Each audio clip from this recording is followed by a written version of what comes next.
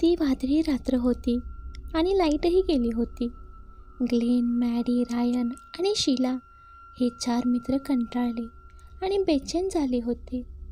त्यांनी ग्लेनच्या घरी चित्रपट पाहण्याचा बेत आखला होता, पण आता त्यांना काहीच करता येत नव्हते.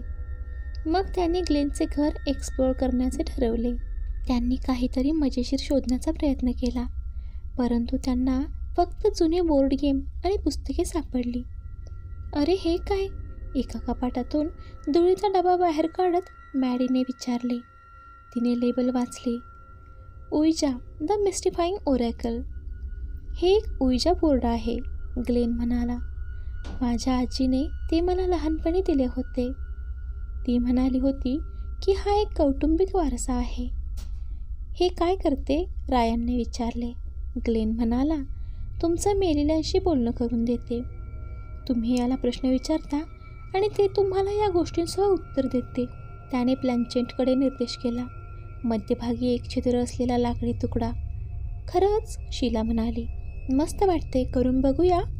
मला याविषयी जास्त माहीत नाही, ग्लेन म्हणाला. ही एक प्रकारची भीतीदायक गोष्ट आहे आणि माझी आजी म्हणाली ते धोकादायक आहे. ती म्हणाली की तुम्ही कोणाशीही संपर्क साधू शकता, पण काही आत्मे वाईट आहेत की चांगले हे तुम्हाला कधीच माहीत होत नाही. चल, घाबरू नकोस, मॅडी म्हणाली. हा फक्त एक खेळ आहे, यापेक्षा वाईट काय होऊ शकते? ग्लेन संकोचला, पण त्याला त्याच्या मित्रांसमोर घाबरून बसायचे नव्हते. तो खेळायला तयार झाला आणि त्यांनी तळघरात बोर्ड लावला. त्यांनी काही मेणबत्त्या पेटवल्या आणि दिवे बंद केले. त्यांनी प्लॅन्चेटवर बोटे घातली आणि बोर्डाला विचारले, इथे कोणी आहे का? काहीही झाले नाही. त्यांनी पुन्हा विचारले, कोणी आहे का इथे? तुझे नाव काय? तरीही काहीही झाले नाही. प्लॅन्चेट हलले नाही आणि बोर्ड शांत होता. ते सर्व वेळेचा अपव्यय आहे असे समजून हसले. मग अचानक प्लॅन्चेट हलू लागला आणि त्याने हॅलो असे उच्चारले. मित्रांना धक्का बसला आणि उत्साहही वाटला. त्यांनी विचारले, तू कोण आहेस? बोर्डाने आय एम युअर फ्रेंड असे उत्तर दिले. त्यांनी विचारले, तुझे नाव काय? डेव्हिड असे बोर्डाने म्हटले. ते डेव्हिडशी गप्पा मारत राहिले, ज्याने कार अपघातात मरण पावलेला एक मैत्रीपूर्ण आत्मा असल्याचा दावा केला. तो म्हणाला की तो एकटा आहे आणि त्याला त्यांच्याशी बोलायचे आहे. त्या चौघांना तो छान वाटत होता आणि त्याच्याबद्दल वाईट वाटले. त्याने त्याला त्याचे जीवन, त्याचा मृत्यू आणि नंतरचे जीवन याबद्दल प्रश्न विचारले. त्याने त्या सर्वांना उत्तरे दिली आणि काही विनोदही केले. ते सर्व मजा करत होते. इतक्यात ग्लेनने विचारले, डेव्हिड तू इथे आहेस याची काही खूण दाखवू शकतोस का? बोर्ड म्हणाला, ओके. आणि मग मेणबत्त्या विझू लागल्या आणि तळघराचा दरवाजा बंद झाला. मित्रांनी आरडाओरडा करून दरवाजाकडे धाव घेतली, पण दाराला कुलूप होते. त्याने ते उघडण्याचा प्रयत्न केला, पण निष्फळ. त्यावर त्यांनी थापा दिल्या, पण त्यांचे कोणी ऐकले नाही. बाहेर वादळाचा जोर वाढला होता. पावसाने तळघराच्या छोट्या खिडक्यांवर धडकायला चालू केले, जणू काही संतप्त जमाव आत घुसण्याचा प्रयत्न करतोय. ते फलकाकडे वळले आणि त्यांनी पाहिले की प्लॅन्चेट स्वतःच हलत आहे आणि त्याने नाव यू आर माईन असे उच्चारले होते. मित्रांच्या लक्षात आले की त्यांनी एक भयंकर चूक केली आहे. त्यांनी मैत्रीपूर्ण आत्म्याशी संपर्क साधला नव्हता, तर दुष्ट भावनेशी संपर्क साधला होता. डेव्हिडला ते अलविदा म्हणण्यास विसरले होते, जो सत्र संपवण्याचा आणि आत्मा परत पाठवण्याचा एकमेव मार्ग होता. नियमांचे उल्लंघन करून त्यांनी नरकासाठी एक पोर्टल उघडले होते आणि डेव्हिडला बोर्ड आणि तळघर ताब्यात घेण्याची परवानगी दिली होती.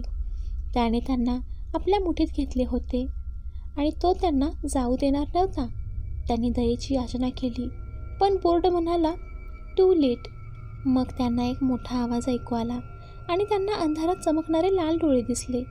त्यांनी आरडाओरडा केला, पण त्यांचे कोणीही ऐकले नाही. ते अडकले होते.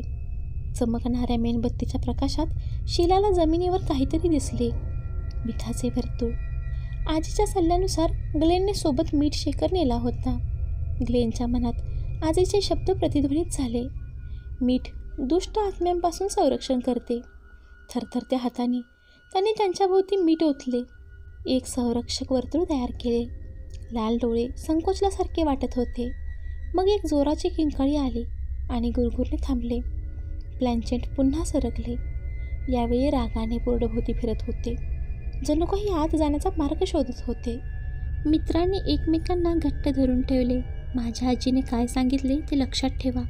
फाउंडेशनच्या भेगांमधून आत शिरणाऱ्या वाऱ्याच्या आवाजावर ग्लेन ओरडला. आपल्याला हे सत्र योग्यरित्या समाप्त केले पाहिजे. मॅडीने थरथरत्या आवाजाने जबाबदारी घेतली. डेव्हिड, आम्ही हे सत्र संपवत आहोत. Good bye. तिने जोरदार धक्का देऊन प्लॅन्चेट गुड बायमध्ये हलवले. खोलीवर एक बधीर शांतता पसरली. मेणबत्त्या स्थिर होण्यापूर्वी पुन्हा एकदा चमकल्या आणि भीतीची जाचक भावना उठू लागली. तळघराचा दरवाजा चकमकीत झाला आणि जोराने उघडला. वर अंधुक प्रकाशमय हॉलवे उघडला. मागे वळून न पाहता ते तळघरातून बाहेर पडले. ओइजा बोर्ड तिथेच पडला होता. प्लॅन्चेटवर अजूनही गुडबायवर बसला होता. एकदा ते सर्व ग्लेनच्या दिवाणखान्यात सुरक्षित झाल्यानंतर त्यांना बरे वाटले. ते शांतपणे बसले, रात्रीच्या प्रत्येक घटनांवर संभाषण करत. शीलाने शेवटी मौन तोडले. मला वाटतं की पुढच्या वेळी आपण आत्म्याशिवाय बोर्ड गेम्स खेळायला पाहिजे, मॅडीने होकार दिला. रायन उठून उभा राहिला आणि खिडकीतून बाहेर वादळ शांत झालेलं डोकावून पाहिलं. किमान आपल्याकडे या रात्रीची सांगण्यासारखी एक गोष्ट आहे, अशी कथा ज्यावर कोणीही विश्वास ठेवणार नाही. ग्लेन ज्या बॉक्सने हे सर्व सुरू केले त्या बॉक्सकडे पाहून कुजबुजला. पण यातून सगळ्यांना एक गोष्ट मात्र नक्की कळाली होती की काही बोर्ड गेम्स हे कोठडीत राहण्यासाठी आणि कायमचे धूळ खाण्यासाठी असतात.